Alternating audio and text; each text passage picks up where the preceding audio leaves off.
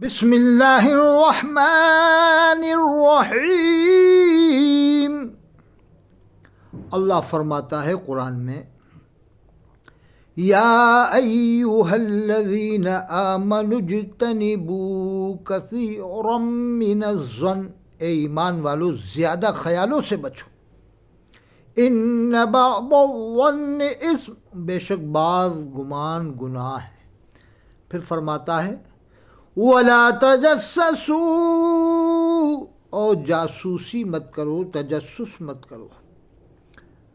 اب یہ جو جھگڑا ہوا ہے نیپال میں، جیشی و زاہدی کا جھگڑا تھا، جو اسٹیج پر بہت مارا اس کو، وہ تو کیا معلوم کتنا مارا ہے، وہ گر بھی گیا، ہاتھ میں قرآن تھا، قرآن گر گیا۔ استغفر اللہ رب العالمین، استغفر اللہ۔ یہ پہلی بار ورلڈ میں شاید ایسا ہوا ہے، آل ورلڈ میں ایسا پہلی بار ہی ہوا ہے، دیکھنے کو آیا کہ قرآن ہاتھ میں وہ گر گیا۔ اس لیے اب کسی بھی عالم کو، آپ حضرات جو سن رہے ہو، میری اپیل ہے کہ اسٹیج پر قرآن لانے کی اجازت نہ دیں، کیونکہ کبھی کچھ بات ایسی ہو جائے تو پھر استغفر اللہ، پھر وہی بات نہ ہو جائے قرآن کی بے حرمتی، کہ بھائی اگر قرآن کوئی لا رہا ہے، کتاب رکھ رہا ہے، تو پوری حفاظت و سیفٹی اس کی ہونا چاہیے۔ جیسے بعض لوگ کتابیں سامنے رکھ کے کرتے ہیں، تو پھر پوری حفاظت سیفٹی کی ذمہ داری ہونا چاہیے کمیٹی کی۔ تو یہ جھگڑا تھا جیشی و زاہدی کا۔ کس بنیاد پر تھا؟ صرف اپنے نفس کی خاطر کسی کو کافر بنا دینا۔ اچھا میں آپ کو بتاؤں، یزید کو یہ لوگ کافر نہیں کہتے، جو بات بات میں کسی کو بھی کافر بنا دیتے ہیں۔ ارے دیوبند تو دیوبند، ندوہ تو ندوہ ہے، تو بریلوی بریلوی کو کافر قرار دے دیتا ہے۔ بدایوں والوں کو نہیں چھوڑا، یہ جو بریلویوں میں شمار ہیں بدایوں والے، ان کو بھی، ان کے اوپر بھی کفر کے فتوے کہ جمعے کی اذان اندر کیوں دیتے ہیں وہ لوگ، اتنی سی بات کے اوپر۔ علامہ عبدالغفار رامپوری رحمۃ اللہ علیہ، ان کے اوپر طنز کسا گیا، ان کے بارے میں کیا کیا لکھا گیا، کیونکہ رامپور میں جمعے کی اذان اندر ہوتی ہے۔ میں الحمدللہ رامپور جاتا رہتا ہوں۔ حضرت حافظ شاہ جماع اللہ رامپوری رحمۃ اللہ علیہ کے مزار پہ میں نے کئی بار حاضری دیا ہے۔ حضرت شیخ حافظ شاہ جماع اللہ رامپوری رحمۃ اللہ علیہ۔ لیکن رامپور کے لوگ اب کیا معلوم کس طرح کے ہو گئے ہیں کہ حضرت حافظ شاہ جماع اللہ رامپوری کا چرچا ہی نہیں کرتے، زیادہ بہت کم کرتے ہیں بہت کم۔ اعلیٰ حضرت کا زیادہ کرتے ہیں، اور حافظ شاہ جماع اللہ رامپوری کا کم کرتے ہیں۔ یہ رامپور والوں کی بات مجھے سمجھ میں نہیں آتی، جبکہ ان کے نام سے یونیورسٹی بنانا چاہیے، دارالعلوم بنانا چاہیے۔ ایک بھی دارالعلوم حضرت حافظ شاہ جماع اللہ رامپوری کے نام پہ پورے رامپور میں ہی نہیں ہے، پورے رامپور میں نہیں ہے۔ میں تو جاتا رہتا ہوں نا، نہ سوار میں ہے، نہ بلاسپور میں ہے، نہ رامپور میں ہے، نہ ادھر ہے، نہ ادھر ہے، نہ کدھر ہے، نہ کدھر، کہیں نہیں ہے۔ یعنی کوئی دارالعلوم نہیں ہے حضرت حافظ شاہ جماع اللہ رامپوری کے نام پہ۔ بڑا دارالعلوم نہیں ہے، ایسے 10-20 بچے مل جائیں وہ الگ بات ہے۔ ان کی شایان شان جیسا مرتبہ ہے حضرت حافظ شاہ جماع اللہ رامپوری رحمۃ اللہ علیہ کا، اس شان کا کوئی دارالعلوم نہیں ہے۔ بلاسپور میں جمال العلوم چھوٹا سا، میں وہاں بھی گیا ہوں، لیکن ان کی شان شان ہو۔ تو یہ بات بات میں کافر بنانا، حضرت علامہ نقوی خان رحمۃ اللہ لکھا ہے اہل بدعت کی پہچان ہے، یہ صفحہ نمبر 173 جلد دوم تفسیر المنشرہ دیکھو آپ۔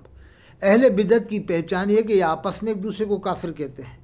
دیکھ لو بریلوی کا کافر کہہ رہا ہے، ایک دو کو نہیں، سینکڑوں کو، بہت سو کو۔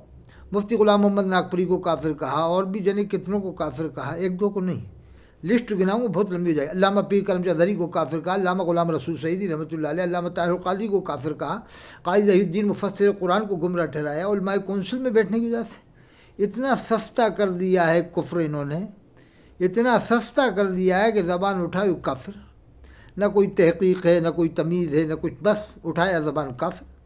فتاوی رضویہ پڑھو جلد 4 صفحہ 594، اس میں لکھا ہے 100 مطلب نکلتے ہیں ایک بات کے، 99 مطلب کفر پر جائے، ایک اسلام کی طرف تو اسلام والا مطلب ہی مراد لیا جائے۔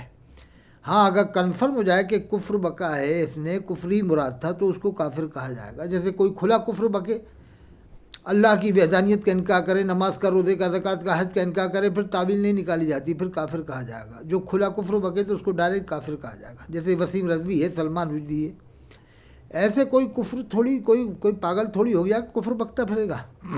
کوئی پاگل بھی ہوتا ہے نا جو دماغ سے پاگل ہوتا ہے وہ بھی کفر نہیں بکتا ہے، جو مسلمان پاگل ہوتے ہیں وہ بھی کفر نہیں بکتے ہیں۔ اب سنو آپ، یہ وجہ یہ تھی زاہدی اور جیشی کی تھی، سنو آپ۔ ثابت ہو گیا کہ یہ بنیاد غلط تھی تو ان کے اوپر حکم کفر نہیں لوٹے گا، لیکن پھر بھی حضرت تاج الشریعہ نے ان کو کافر کہا، اور ان کی اتباع اور پیروی میں میرے استاد گرامی حضرت محدث کبیر نے ان کو کافر و مرتد کہا۔ اور اب بھی اس مسئلے کو لے کر ناگپور کی سرزمین پر شلیے ہی میں لاٹھی چل رہی ہے، ڈنڈے اٹھ رہے ہیں، گالی گلوچ ہو رہے ہیں، سوال و جواب ہو رہے ہیں، دونوں طرف سے جلسے ہو رہے ہیں، ایک دوسرے کو ملعون و مدعون کیا جا رہا ہے۔ تو سبحان اللہ ثم سبحان اللہ، حضرت تاج الشریعہ اور حضرت محدث کبیر کے اس فتوے نے مجھے بتا دیا کہ جس بنیاد پر مولانا جیش محمد صاحب کے حضرت زاہد ملت کو کافر کہا ہے وہ بنیادی ہی نہیں ہے، اور ان کو استاد العلماء کہہ رہے ہیں۔ تو اگر انہوں نے واقعی کافر و مرتد کہا ہے جیسا کہ ان کے فتوے سے ظاہر ہے، تو اب یہ کفر خود مولوی جیش محمد کی طرف لوٹے گا، جیش محمد کی طرف لوٹے گا۔ اور آئیے دیکھ لیا آپ نے، اب اس میں مفتی عبد المنان کلیمی خود کہہ رہے ہیں کہ یہ کفر اب جیش محمد کی طرف لوٹ جائے گا، حدیث پاک میں ہے جس نے کسی کو کافر کہا، اگر وہ کافر نہیں تو قول اس کی طرف پڑ جائے گا۔ تو اب مفتی جیش محمد کو کافر کس نے کہا؟ مفتی عبد المنان کلیمی صاحب نے بتایا نا ابھی، اور مفتی جیش محمد نے زاہد ملت کو کافر کہا۔ یہ جھگڑا نیپال میں آج بھی برقرار ہے، جیسے ناگپور کا بھی بتایا نا، ناگپور میں چل رہا ہے، اظہری میاں صاحب نے محدث کبیر نے مفتی غلام محمد ناگپوری کو کافر کہا۔ یہ کوئی دیوبندی نہیں تھے، کٹر میں کٹر بریلوی تھے، کٹر میں کٹر بریلوی نے ان کو بھی کافر کہہ دیا۔ جیسے مفتی غلام محمد ناگپوری تو بہت کٹر بریلوی تھے، مفسر قرآن قاضی ظہیر صاحب کٹر بریلوی، تو جب ان کو کافر کہا جا رہا تو ہم اور آپ کہاں لگتے ہیں؟